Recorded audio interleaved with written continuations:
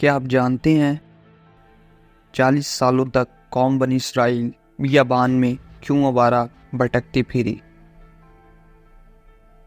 क्या वाकई उनका सफ़र 40 सालों का था?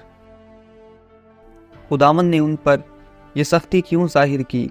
क्योंकि 430 सालों की गुलामी के बाद अभी तो वो रिहाई पाकर मिस्र से निकले थे।